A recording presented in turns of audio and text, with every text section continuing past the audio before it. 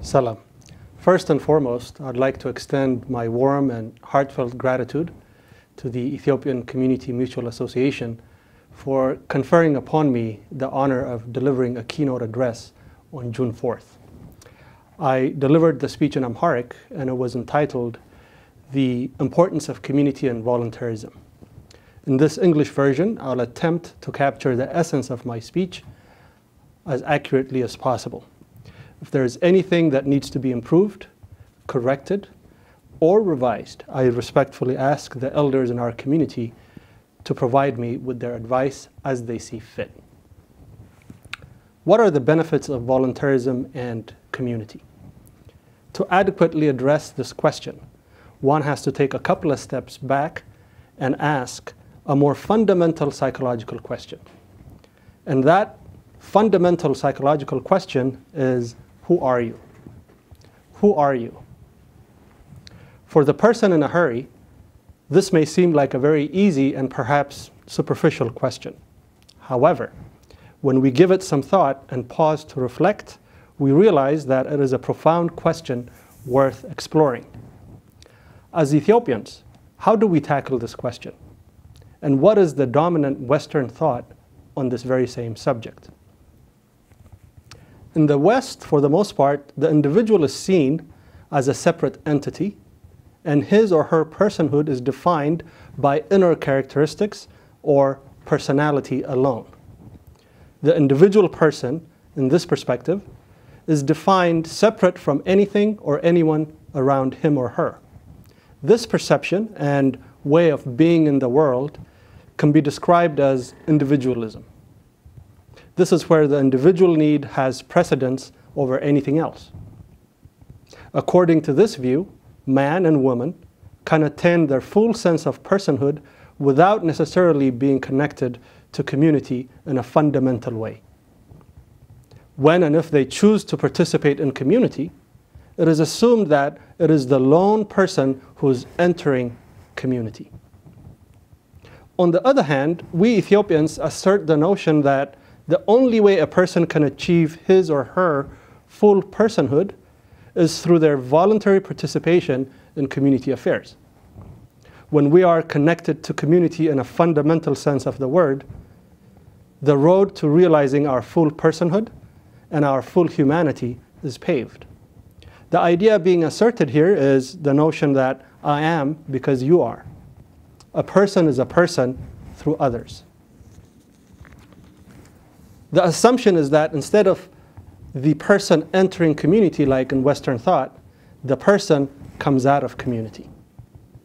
If this is the case, as it relates to the initial question, what are the benefits of volunteerism and community, our answer can simply be community and voluntary participation in community affairs are important and beneficial because it is through community and voluntary participation that we realize our full personhood, our full humanity. Community and voluntary participation become a precondition and a vehicle through which we become fully human. Let's look at some basic examples. When our mothers do whatever they have to do to be next to even distant members of the community during times of loss, lakso. When we look at our age-old customs and traditions relating to marriages and weddings, sarg. Celebrations around the birth of a child. When we look at the reasons why we say, "Bichauni balla, bichauni motal," he who eats alone dies alone, and consider others' problems as our own problem, we realize that the main psychological reason is because we know that we can fully realize our personhood and our humanity only through others. This is to say, through our voluntary participation in community affairs. Furthermore, in this way of being in the world, the community itself gives people the answer to the question of, who are you?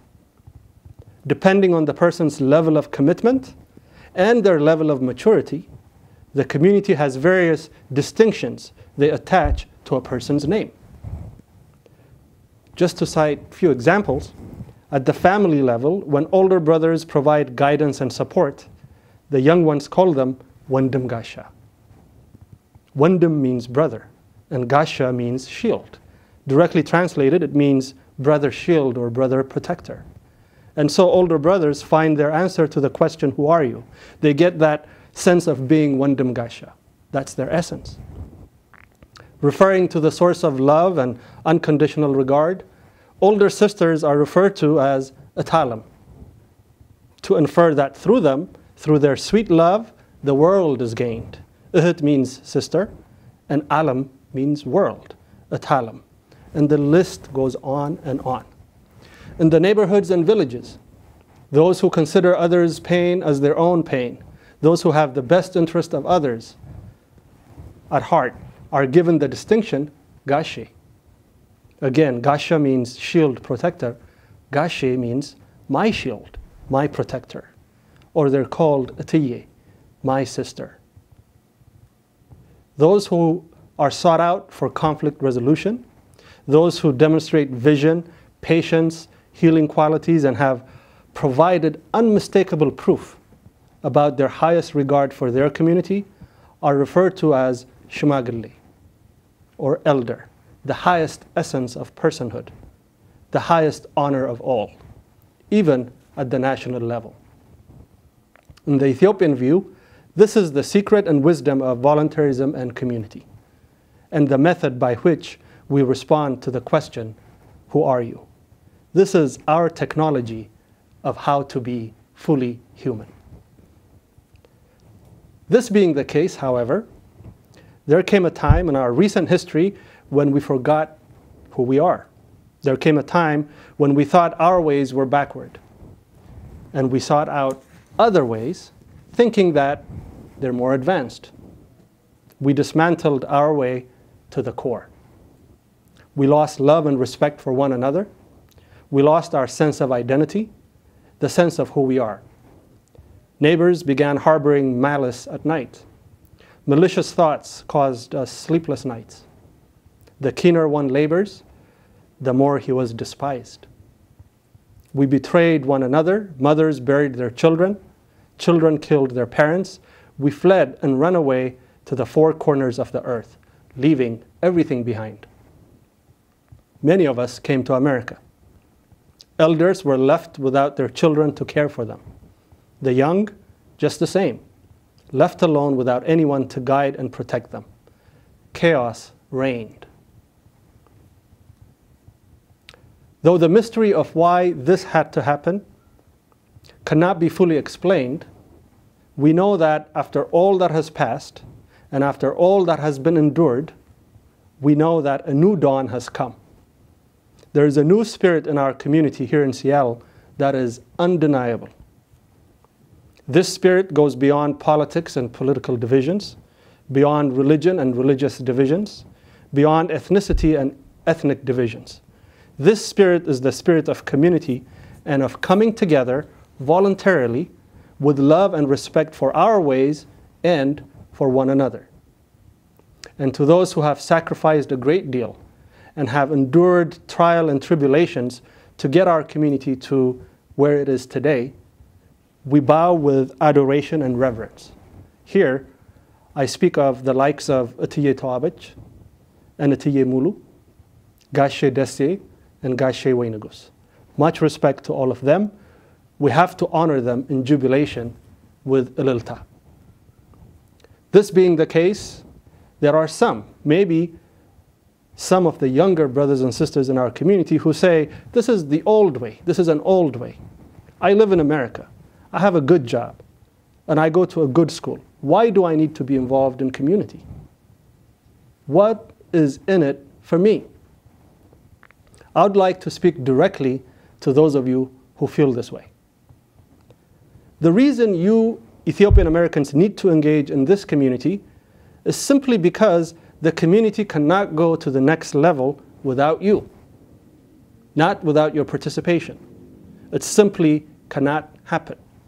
You are needed more than ever before.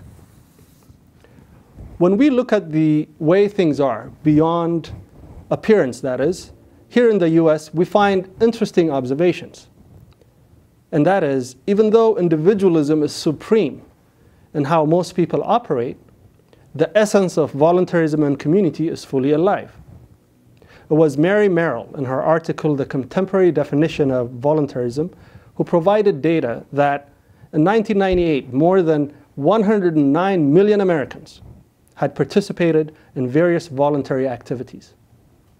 This voluntary participation was, by some estimation, worth $225 billion. The question then is, who are these Americans donating labor, time, and resources worth $225 billion? While these are Greek Americans, Armenian Americans, Korean Americans, Polish Americans, Chinese Americans, and others, we notice that each generation in these communities does much better than the previous generation, economically, politically, socially, and morally.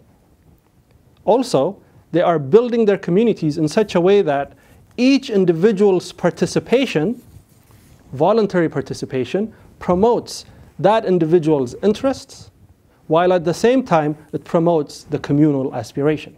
There is no conflict between the two. This is not because there is no generation gap between the young and the old.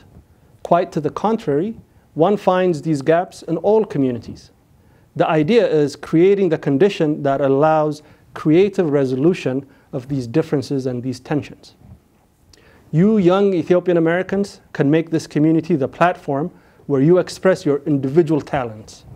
You can make this place a platform for your passionate creativity and a place where you experiment your vision. This is the only way we can guarantee the continuity of this community and the success of the community in the long run. Rome was not built in one day, and taking this community to the next level will take time. But more importantly, Rome was built by the Romans, not by anybody else. The Ethiopian American community can and must be built by you, Ethiopian Americans. There is one question your generation has to respond to. Are you able to build on the strong foundation that Gashe and Ethio have laid? Can you build on what you have been given so that you can pass on something even greater? There is no doubt that you will. No doubt that you will take the community to the next level as you creatively meet your individual needs and promote our collective aspirations. No doubt at all. Because of the seeds that you plant today, because of your labor of love today, your children will be counted among the strongest communities in America. There is no doubt about that. May your generation be the one that will bring forward the good, true, and beautiful in our lineage. May your generation be the one that will break harmful patterns of our past. And may the Almighty always grant you His love and protection. Thank you very much. አመሰግናለሁ። መጪውን የኢትዮጵያን ሚሌኒየም ልክ እንደ አብሮ መብላት መጠጣታችን ለለውጥ ተጋግዘን በመስራት የሀገራችንን እድገት የምናይበት ጅምር እንዲሆን የእግዚአብሔር ቅዱስ ፈቃዱ ይሁንላለን። መልካም በዓል፣ መልካም ጊዜ። መልካም ጊዜ እንዲሆን አሁን ይጠበቃል ከኛ ላላፍን የቅዱስ መንፈስ ማደሪያው ቢያደርግ ዛሬን እናስበት በተሰብስበት ይሰማል ውስጤን ዘንብሎ የጨለመው ሌሊት ሲነጋ